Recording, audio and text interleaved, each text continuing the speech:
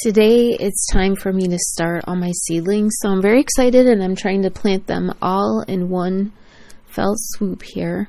So I'm going to plant vegetables and flowers and some herbs, and I'm just showing you my seed starting shelf. I do have a video which I will link, which shows you kind of like the whole setup, but it's a very easy and inexpensive seed starting setup.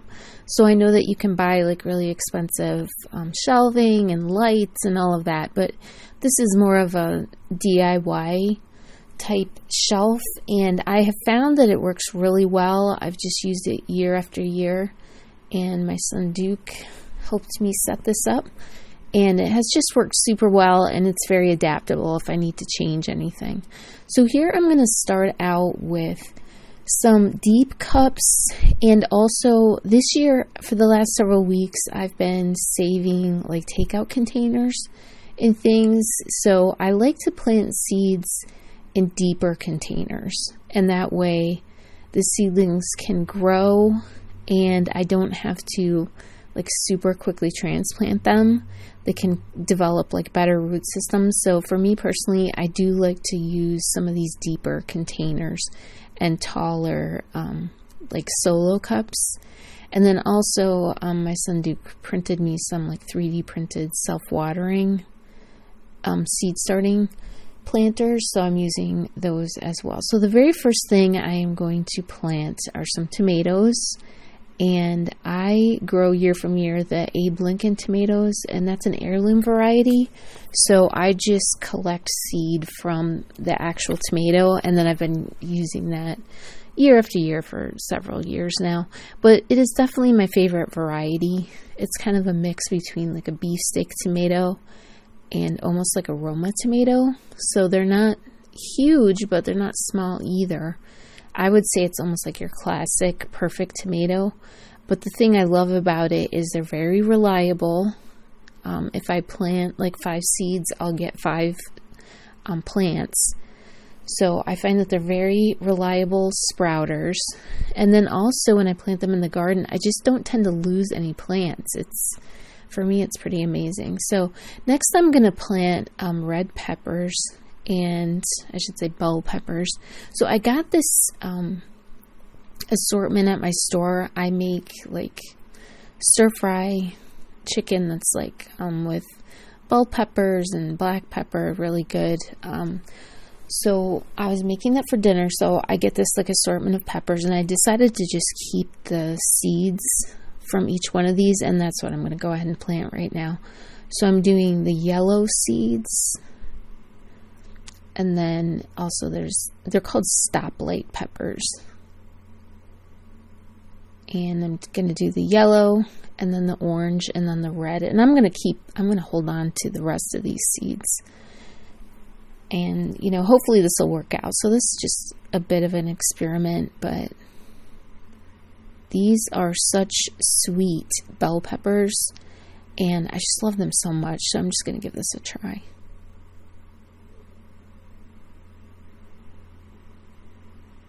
And as I'm saving the seed, like I was basically cooking dinner and saving the seed at the same time, and then I just try to throw it in a baggie and make sure I label it and then put the year, so I know how old the seeds are.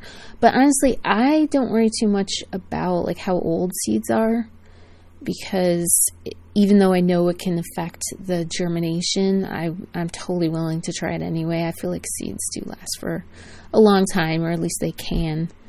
So I'm definitely always up for experimenting with different seeds or new kinds of seeds. So I do think it'd be great if I had yellow, orange, and red, but likely this is a hybrid, and when I plant them, they're maybe going to uncross, and I'll get something not like the parent fruit, but that's okay. Again, I'm kind of experimenting, so that's totally fine.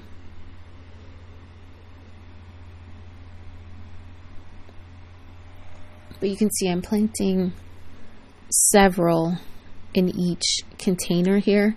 So peppers take a while to germinate, but I think they are going to be happy on these heating mats. and then I can like quickly transplant them, like pop the little seedlings out with a spoon before they get, the roots get tangled into each other.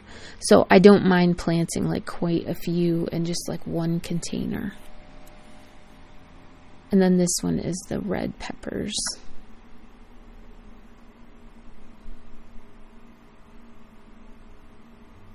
So far I don't have any hot peppers. That's one thing on my list of items that I'm still looking for this spring. So I'll either, buy a hot pepper, or I might just wait and buy like plants. Well, I'll have to see about that, because I thought I had some seed packets of hot peppers and I don't. So I'll just have to figure out what I'm going to do about that, because I definitely at least want to have 1 or 2 hot pepper plants. My hot peppers grew really well last year, so I would definitely like to have at least 1 or 2. I probably had about 6 hot pepper plants last year, so that's a bit much.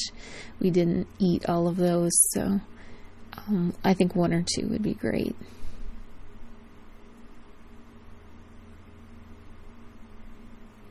So I've done like 2 solo cups of tomatoes, and now I'm going to do that next solo cup with sage. And I am replanting some of my herbs this year. And I'm going to have to do a new herb garden, because I had a great herb garden before that was like edged in stone, and it was really nice as far as getting full sun and all of that. But I did kind of have a mishap with that, so I had to take the whole thing out, and then now I'm going to start a new one that is in a better location. So when I do that and I share that, I'll kind of tell you the whole story about what happened there. But it is important, I think, for herbs especially to find a good site for that type of a garden. So here, normally with zinnias, I plant them out like 7 to 10 days before plant out date, which for me is Mother's Day, or I just basically assume it's like May 10th. So normally I'm doing this like the 1st of May, but this year I decided to just plant like a few zinnias early, and I'm just going to see how that goes. Like, I have no idea what a zinnia is like when you grow it indoors for 8 weeks. I'm not totally sure what's going to happen there, but I have plenty of seeds left to go ahead and plant like the 1st of May. And now I'm just labeling all this. So I'm just doing a little experiment with these zinnias. But I got like 3 packs, so I would have a few extra. But last year I was getting like mature zinnias kind of late in the summer. So that's why I'm trying it a little bit early, and I'll just see what happens. But typically with zinnias, all of them will germinate for me. And then I'm getting them right out to the garden like within a week. The packet tells me to like direct sow, but I've never had luck with direct sowing zinnias, so I always start them indoors, and then I'll move them out. But like I said, this year I'm just going to try and get a little bit of an earlier start with those, and just see how that works. So one of the varieties is called Cut and Come Again. So, and then the other one is like a fruit smoothie, and then the other variety is like a giant zinnia. So I'm really excited about all of those, and they are a mix of colors. So I really do think that should be pretty fun.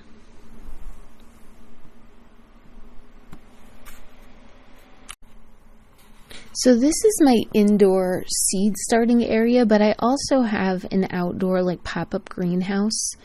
And once it is warm enough and these things germinate, then once they're ready, I will be putting them out in my like pop-up greenhouse. But that it has to be pretty warm in order for me to do that. I would imagine sometime in April I'll be able to start moving things out to that greenhouse.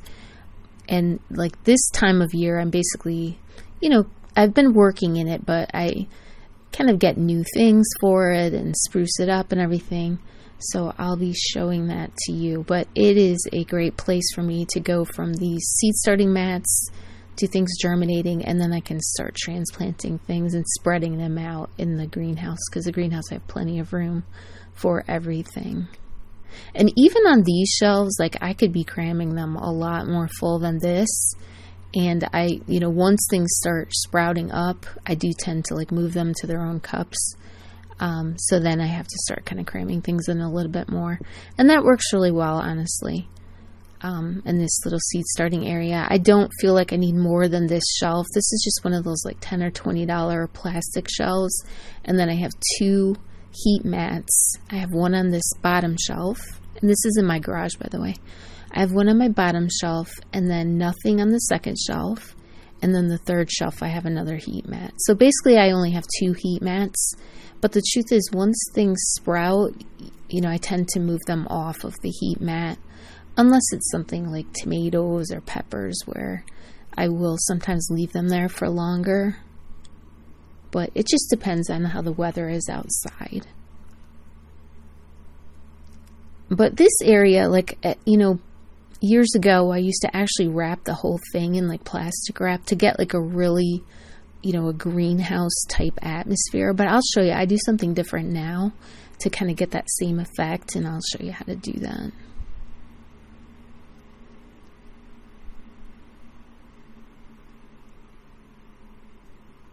So here are those nice zinnias. It's called Fruit Smoothie, and the colors are just so pretty. I just love zinnias. No matter what I get, I just love them so much. And zinnias are so reliable. And then the birds love to sit on them and eat the seed out of them. So it's just, to me, like, zinnias are one of the most perfect flowers. They're annuals, which means you kind of have to redo them every year. And like mine will reseed a little bit, but not enough that I can really rely on it. But like I said, they're so much fun to start every year. And I actually really enjoy like finding the new varieties for that year. And these I actually bought at my grocery store. They had like a whole seed, area of burpee seeds. And so I don't know. I just feel like that's just such a bright spot in my year.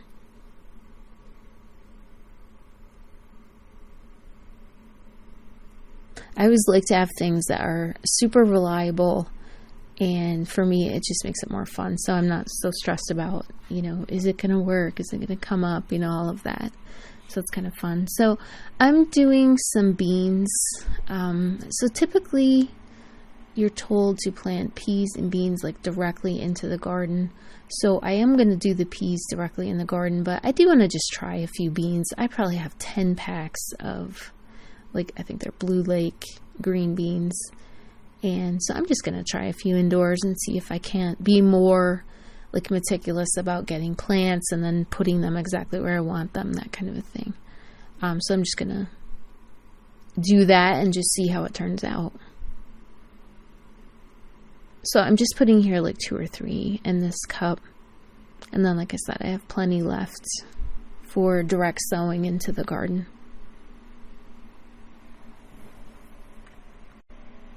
So you'll notice I'm growing a mix of flowers and herbs and vegetables, but different seeds like different conditions. So in this case, I'm growing things on this bottom shelf that really like heat in order to germinate, and then plenty of light and some warmth. And then in a minute, I'll show you how I give them a lot of humidity as well. So similar conditions they like to grow in, even though they're different types of seeds. So that's why I'm just making sure that I label everything. I bought these labels from the dollar store, and I just kind of paint them, kind of dry paint them almost. So I have a whole bunch of different colors of these, and I do find that kind of fun. But then I do have to tape them on with Scotch tape, otherwise they'll pop right off. But I do make sure I label everything. Because that way, when they go out into the greenhouse, then I'm, probably more separating them for vegetables than flowers, whatever. But at this stage, I'm really worried about getting them to germinate. And then we'll worry about the rest later. So on a scale of watering, I water more towards the heavy side. So I've always done that. And, when you grow seedlings, you have to worry about like fungus and mildew and all these different things. So that's why most people will tell you don't like over water. But I do tend to water heavier. I feel like I just have more success in germinating seeds this way, especially on a heat mat. Because when you grow on a heat mat, it will tend to dry them out, especially like when they're under lights as well. And I will show you my light setup soon. But basically I'm using like clamp lights from Home Depot. And I love them because you can just clamp it on the, like the round upright parts of this shelf. Now this is what I'm going to use to give them humidity. So these are like bread bags, and you can get them where you get like the gallon Ziploc bags generally. They're much cheaper, they're much thinner, but I find that I can wrap the different seedling cups in this type of a bag, and then these are reusable as well. But it gives it a decent amount of humidity, and I can just easily pull them off to water them. But for some reason, like a Ziploc bag doesn't quite work. It doesn't hold that humidity in. But these bags are really good at that. Now, I've also used like saran wrap or, cling wrap and wrapped them that way. That works as well. I just find that I like this bag technique better. Because I wrap it, I can give them enough height that if, like, let's say a seedling pops up quickly, it can grow tall. But then I also leave them a little bit loose so they can get a little bit of air. So for me, it like works perfectly. And I think this is just having done this for years. Like if I wrap this up super tight, I might have issues with some fungus or mold. But since I'm basically loosely wrapping these, it will capture the steam or the fog, whatever you want to say. So it's got humidity in there, but it's also getting a little bit of air. So for me, it's just like the perfect amount of humidity versus a little bit of fresh air. And that way, all these elements work together to just make things germinate better. But also I feel like this works well if there's plants that I want to keep the humidity in even after they've germinated, and then I can just I bring them usually like individually out to my little pop-up greenhouse. So this is the second shelf, and this is kind of warm. I just wanted to show you. So I basically have like under cabinet lights for the kitchen that plug in. And I set everything up so that like the cords all go typically to the right side. I have like a power strip there. And then I just bungee those under cabinet lights. So I only do that on the first shelf. But my first shelf, I kind of reserve like this bottom shelf for plants that I feel like can really use tons and tons of light. So they've got 3 cabinet lights on them. And now this is the second shelf. So this second shelf I use for things that don't want to grow on a heat mat. So like lettuce, spinach, they like to grow in a little bit cooler conditions, but yet this shelf's a little warm because like those lights on the underside are warming it up just a little bit. So I'll have to see. If they don't want to germinate, then I'll move them to the very top shelf, which has nothing going on up there. If they're, I think getting a little too warm. But this usually works pretty well. But I like having a heat mat on like the bottom shelf and the third shelf, and then the other 2 shelves. Like my top shelf, I usually have just like my growing stuff up there, like water and the seed packets or whatever. But this second shelf, I can be moving things around. So once they germinate, I might pop them up here so they'll get light, but they're not on a heat mat. So it surprises me because this, the time of year that we're in now, which is like mid to late March, it's usually warmer than this, but it is freezing in my garage, which is where this shelf is set up. And so I'm a little bit concerned about making sure everything is warm enough, whereas normally it would definitely be warm enough to be starting seeds. So this winter, the weather is it's just odd. And I'm just trying to roll with it. So I'm actually starting seeds probably a couple weeks later than I usually would. But we've had just ice storms, and yesterday we had a huge amount of like severe weather and tornado watches and all of that, and it was just absolutely freezing. So I feel like when I start seeds, I don't necessarily want to fight the cold so much so that things aren't going to grow well. So that's why I've probably planting a week or two later than I normally would. But I personally like to work, let's say, with the weather rather than against the weather. I just find that things do better. But I wouldn't be surprised if the plant out date this year is different than normal. So I'm just going to have to keep an eye on that. But we'll see. I mean, sometimes things just even out. So now I'm going to plant some bachelor buttons. These are annuals, and they like to grow cool. These are another one that you should just maybe direct sow outdoors. But I'm just going to go ahead and try these indoors. And just see how it goes.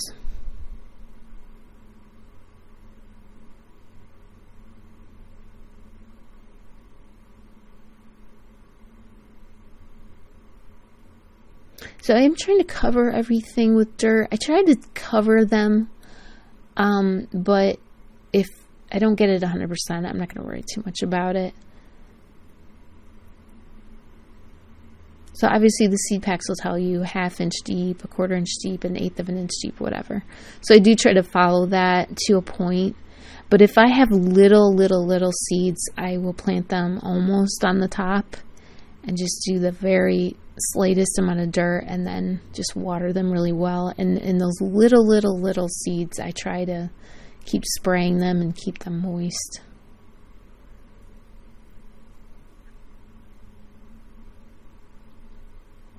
So here we have lettuce and spinach. And as far as like what I eat a lot of lettuce and spinach. So I really do hope these things take off. Last year I had a lot of lettuce. That worked out really well. So that was kind of fun. But I only grow that, in spring. So once it gets like summer, then I usually stop trying to grow lettuce. So maybe I'll keep that going this year. So I water these pretty heavily, and then I always spray the top. Because when I'm watering, I'm actually trying to get the water to the base of it, not to the top, like watering the actual seeds. And that's why I'm spraying it like with a fine mister on the actual seeds. And the difference there is only that if you have water in the bottom of these containers, things will germinate, but then the root systems will kind of go down trying to grab that water from the bottom. So that's why you'll see me kind of pouring all the way around the container, trying to get that water down to the bottom without necessarily disturbing the seeds too much. And then I spray to get those seeds going as far as germinating them. And then once things germinate, I will water them differently. But this is how I like to get the seeds going.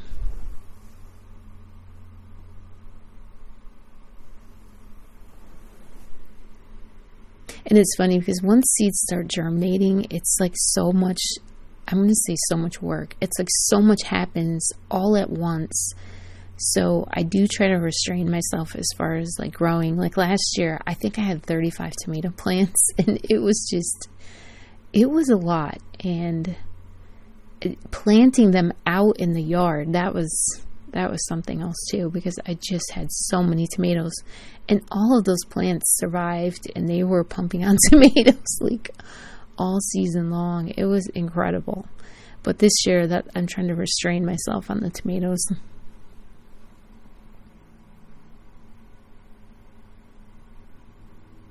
So now I'm just making sure that I label everything, because sometimes I think, oh, I'll remember what I planted in this or that. But the truth is, once things start sprouting, I'm moving them around. So once they start moving things, I'm definitely going to forget what is what.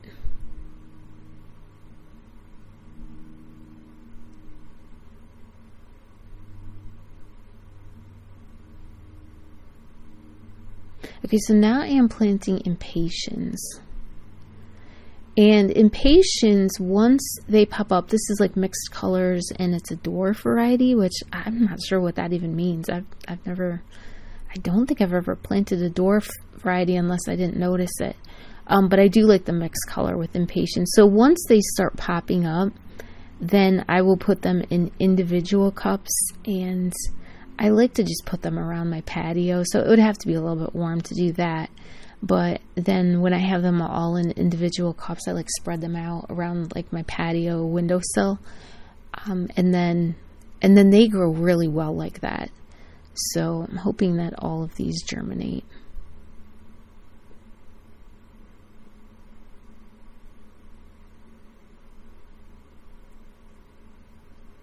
But that's a lot. Like if you have like 30 little seedlings, you're transplanting 30 flowers into individual cups. So it is a lot.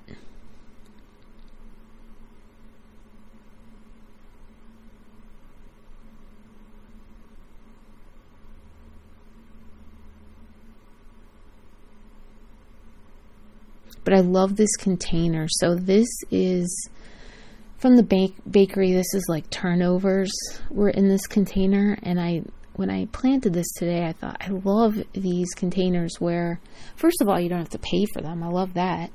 And then the ones with like the hinged lids, these are so perfect for growing, for germinating, and then even to a point growing in the greenhouse too.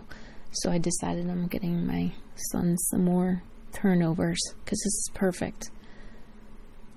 And also at this point, obviously this is broccoli that I'm going to plant, and I'm going to plant like 3 cups full of broccoli here.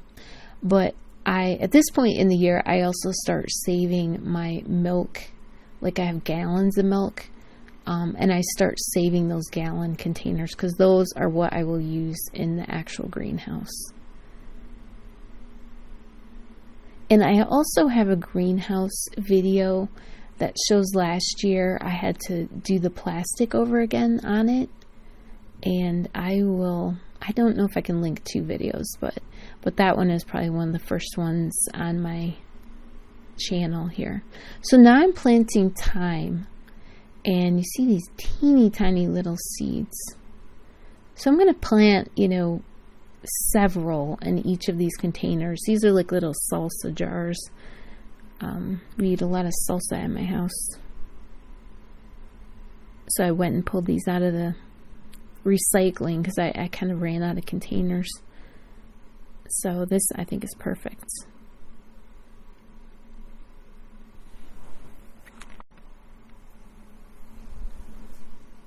But I'm planting 2 containers of thyme, and I will really be happy if I can get this to grow.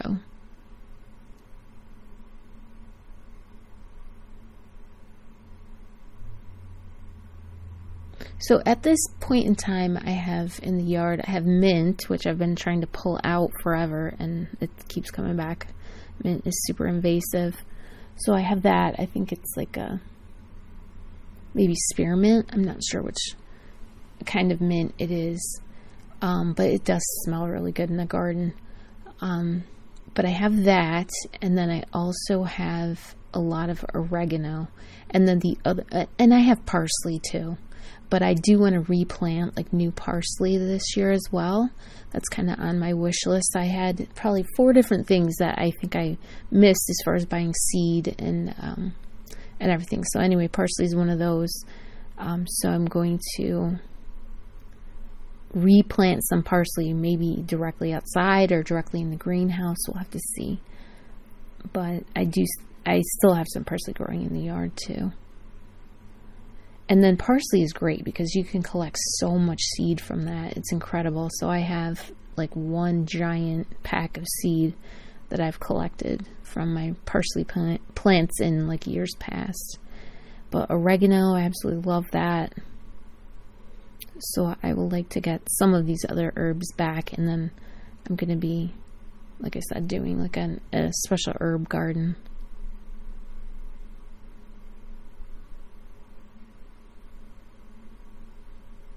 So I have like 3 cups of broccoli, and you can see these are pretty tall, like solo cups.